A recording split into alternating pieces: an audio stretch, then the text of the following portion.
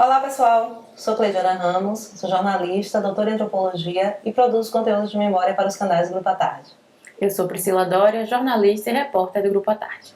Nós estamos aqui na sessão Senta que Temos História do Projeto REC. Nessa sessão a gente recebe especialistas das mais variadas áreas do conhecimento para a gente conversar sobre peças que formam o acervo do SEDOC à Tarde, como reportagens, fotografias. Hoje a gente está aqui com o desembargador Lidivaldo Brito, mas ele vai se apresentar melhor. Tudo bom, doutor Lidivaldo? Tudo bem, bom dia. Bom dia. É um prazer estar aqui. Eu sou desembargador do Tribunal de Justiça, mas eu também exerci o cargo de promotor de Justiça de Combate ao Racismo durante 9 anos no Ministério Público da Bahia e fui também procurador-geral do Ministério Público. E ao longo dos anos, ali na promotoria, eu pude apurar os crimes de discriminação racial e de intolerância religiosa.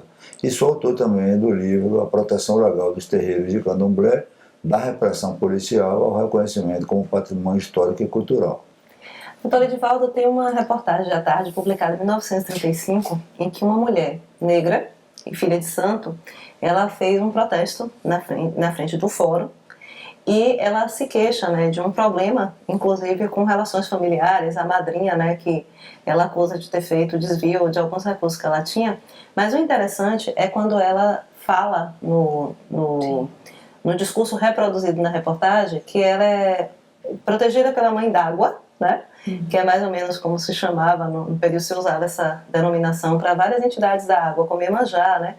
Oxum, uma forma mais ampla, né? E ela diz que ela vai recorrer ao juiz de órfãos, porque ele é também a pessoa que vai ser protegida por essa mãe dela. Então, é mais ou menos como mostra que tem uma espécie de relação, né? A gente está muito acostumado a ver, né, principalmente nesse período, uma série de violações de direito, principalmente das pessoas negras. Sim. Mas ao mesmo tempo a gente percebe, de repente, tem aliados no sistema de justiça, né, e em outras instituições, né? O senhor concorda? Sim. Nesse sentido? Olha, o repórter foi muito feliz porque ele poderia ter reproduzido um texto técnico, né, relacionado ao problema que ela estava vivenciando, mas ele inseriu ali algumas observações relacionadas à crença dela, o que chama muita atenção, pois naquela época, ainda em 1935, havia uma repressão policial intensa aos terreiros de Candomblé. Ainda não havia ocorrido aqui o famoso segundo Congresso Afro-Brasileiro de 1937, que veio, assim, de alguma forma aliviar um pouco a tensão existente. Mas a imprensa naquela época, a polícia, até mesmo alguns setores da intelectualidade não viam com bons olhos as religiões de matriz africana. Então, o Jornal à Tarde, naquele momento, em 1935, fazer a abordagem que fez é muito significativa, é uma abordagem histórica.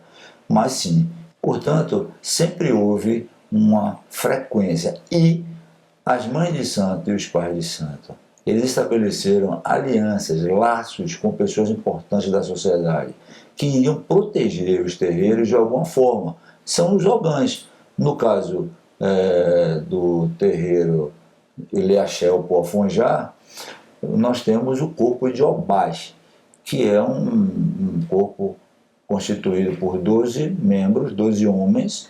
É interessante, porque lá é o matriarcado, nós temos uma Ialorixá, mas o corpo de Obás é só de homens, e homens com alguma relevância na sociedade. E é interessante, né, para a gente registrar, esse magistrado era o juiz, é citado João Mendes, né, e ela diz que ele vai ter toda a força da mãe dela, né, da protetora dela, no caso a mãe d'água.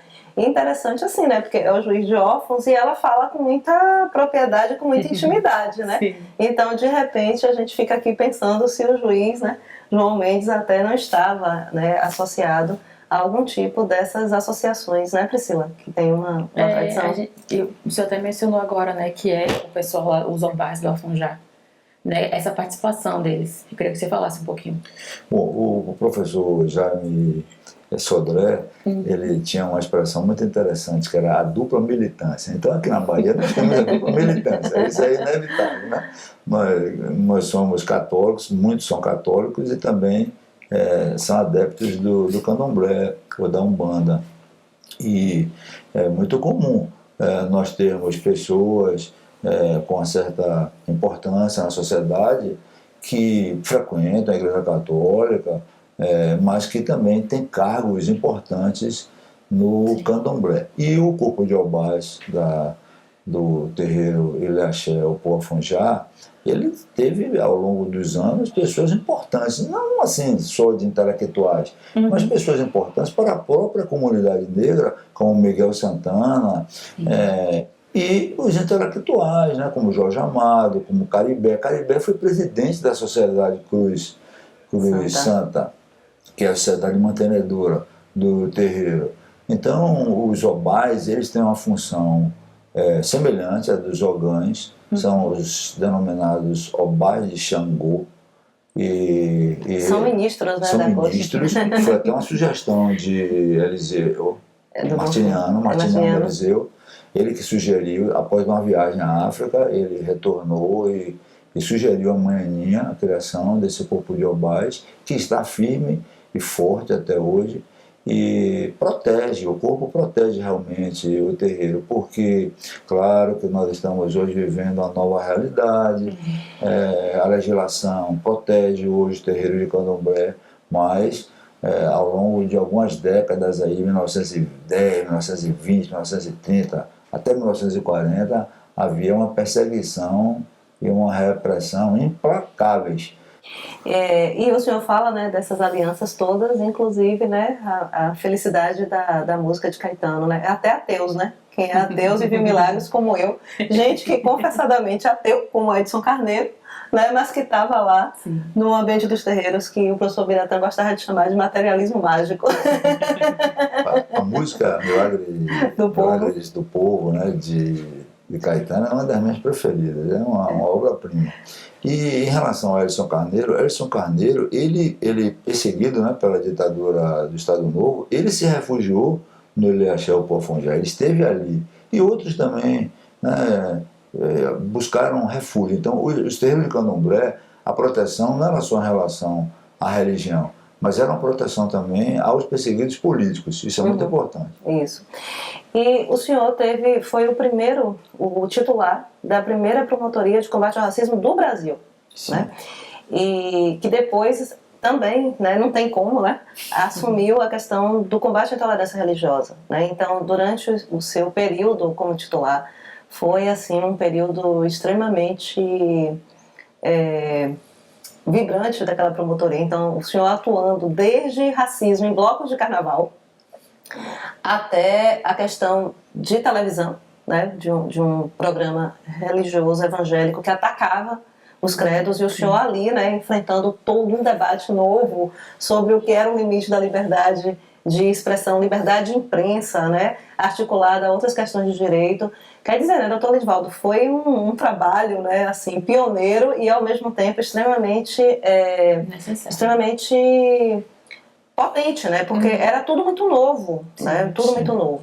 Então eu queria um pouquinho que o senhor falasse, né, porque não dá para condensar aquela experiência fantástica da sua passagem ali por aquela promotoria, né? Bem, a promotoria ela nasceu a partir de um seminário de Direito e Relações Raciais formatado pela brilhante procuradora de Justiça Márcia Virgens. Ela, no Ministério Público, eu a considero assim a mola propulsora do olhar para essas questões da comunidade negra. Então, nós reunimos aqui em Salvador, em 1997, em março, em comemoração ao Dia Internacional de Luta contra o Racismo, palestrantes de todo o Brasil. E aí houve um questionamento. Ora, se nós não vivemos numa democracia racial, onde estão os processos de racismo? Se nós não temos processos de racismo, nós vivemos na democracia racial.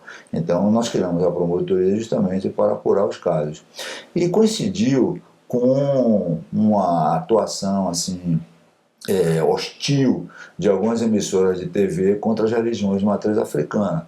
Então nós instauramos procedimentos, pedimos a suspensão dos programas, uma emissora alegou que era censura, o tribunal manteve a decisão da juíza da vara da infância, doutora Maria de Luz, e nós defendemos a seguinte tese: o programa era exibido no horário livre, as crianças e os adolescentes estavam tendo contato com com informações, naquela época não havia esse termo fake news, com informações distorcidas, porque se acusava ali que as religiões de matriz africana eram demoníacas, eram adeptas do demônio, do Satanás.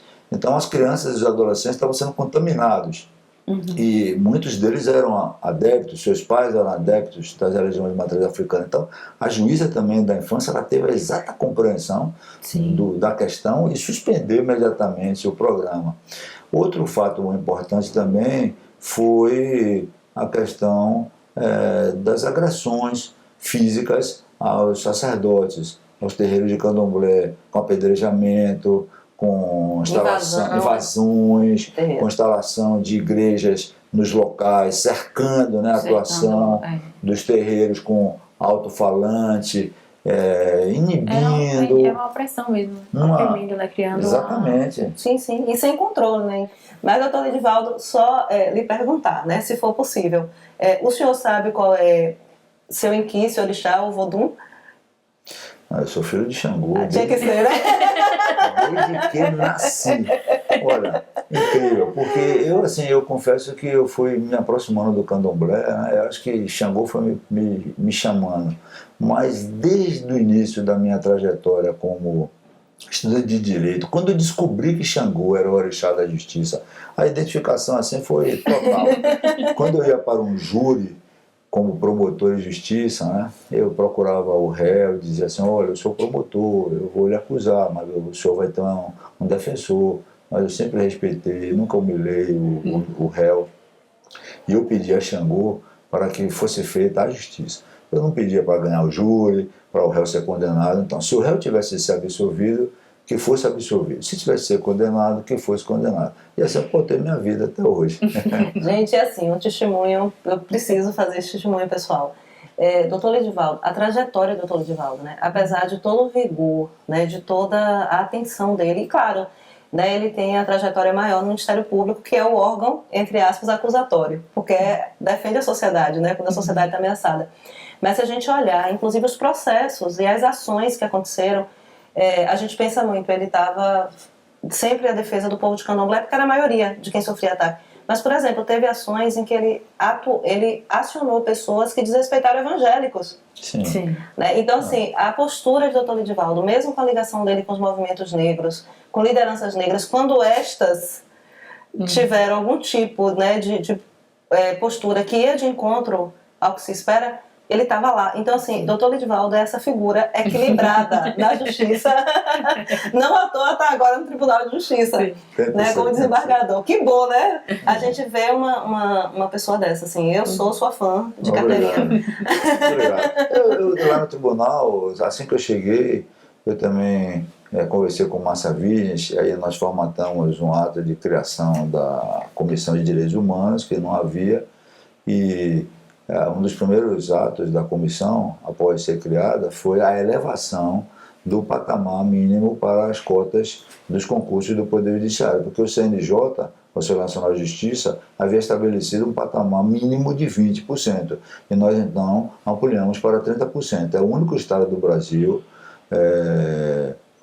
que prevê, através do Poder Judiciário, as cotas para os concursos no âmbito da magistratura, para servidores, com um patamar de 30%. Então é isso, gente. A gente quer lhe agradecer muito, viu, doutor Edivaldo? Ainda mais com sua agenda agitada. Sempre bom falar sobre isso no âmbito da justiça, porque nós ainda temos violações. Nós ainda vivemos intolerância, ainda presenciamos intolerância, vivenciamos questões ligadas à discriminação. Então nós continuamos atentos e não podemos, de alguma forma, deixar de dar importância ao tema. E é isso, gente. Aqui nos canais do Grupo à Tarde sempre tem informação qualificada. Fiquem ligadas, fiquem ligados. Mais uma vez, gente, muito obrigada e até a próxima.